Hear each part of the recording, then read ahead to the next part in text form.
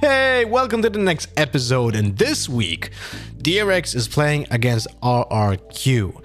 But hey, I have some good news, because DRX has such a superior map pool when you compare it to the RRQ team that is actually insane. Take a look at the map pool from RRQ. They played Heaven the most. They played then Split, Icebox and Pearl. Effectively, they won those maps, but they lost on Ascent, Fracture and Lotus. When we compare this to DRX maps, here we go. We have Split, Pearl, Ascent and Haven being the super performance, while Fracture is the only map that DRX lost against Gen G last week. So when we go back to the report from RRQ, you're gonna see that the maps that they are performing well on are not the maps that they would like to play against DRX. So what they will do, they're in a pickle. They don't know what to ban, even though they played every single map so far in this season already. Because of the 7 maps that you can see here, they don't have a good choice. That's when we are doing the desk in the VCT. In that situation, we give a huge advantage to the opponent in this case, because they have a stronger map pool than RRQ. I would assume that RRQ will not ban Haven and will try to force the hand on that map, and they have some aces up their sleeve.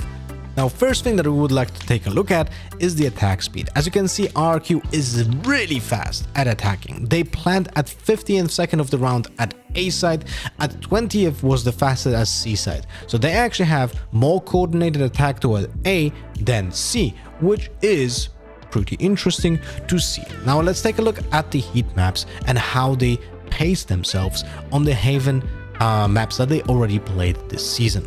As you can see on attack, they actually don't have a singular plan how they start the round, because every player, when we just kind of show the positioning, this is the position of the Astra. She's everywhere on the map in the first 5 seconds of the round. This is literally the 5 seconds. We're gonna actually go for 10 seconds. We're gonna show you a little bit more. Then we're gonna go to Breach. He's also over the entire map. Then Jet, also on every single lane. And Killjoy also doesn't have a designated spot while attacking, which is very important. So Sova as well. So to understand how RRQ plays is to play patient and wait for their response, because you can never assume which direction they are going to. It's very important to understand that the plan from RRQ is to be efficient at the beginning of the round with some explosive openers, but you cannot expect the direction that they're doing that to, because they're unpredictable when it comes to that. Now, but what are they predictable though is the defense. Let's swap to defense and I'll show you all the positions of the players on the defense. It's super interesting. As you can see, the colors are not mixed together. They're actually separated by specific lanes on the map. We'll go now one by one. The Astra is only playing on C. There's one round when she was playing on A. Then we're gonna jump to Breach. Breach is only playing on A because his stun is so important to control the A space first, right? Then we have Jet, who is the player that is actually rotating a little bit more, but mostly playing on A. Then we have the Killjoy, who is basically only playing on C, sometimes on B, and the Sova, who is only playing on A.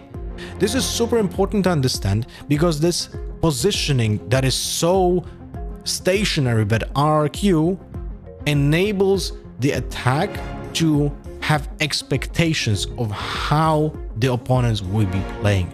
So you're able to read the positioning and have a set plan on how to use the utility and counter RRQ. And I would say that the easiest site to hit in this case will be B after faking the A push, because when you fake the A push by smoking the first entrance over here in this spot, you're gonna be triggering the breach to stun this direction. And when you fake that, the B side should be open, because the breach, who is typically rotating towards the B side, will not have a lot of utility when it comes to stopping the potential push. You will have the aftershock, of course, and 2 flashes, but he will not have the stun to stop you in front of the B. That's why it's so important to understand the patterns that the opponent is applying to the defense and trying to counter that. And for me, it seems that the crucial pieces will be either faking the A and going B, or playing more patiently and destroying the utility of Killjoy,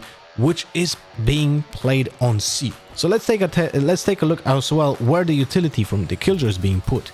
So the turrets are being put in very default positioning. Essentially, you can always expect the turret to be on the left side of C, or guarding double doors, or if she's playing on B, then on the left side of the site.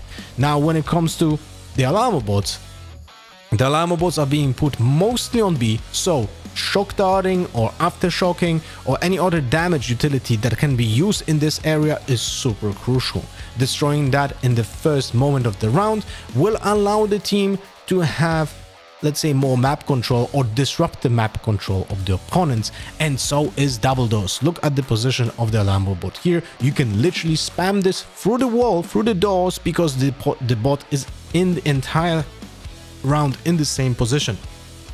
And then nanoswarms are being put in different spots. Let's just isolate this. So the nanoswarms are basically always on entrance and on default to stop the plant from happening, very rarely in other spots. Hope you guys found that interesting. I'm super excited to see how DRX is gonna able to play against RRQ and if they will counter them on Haven.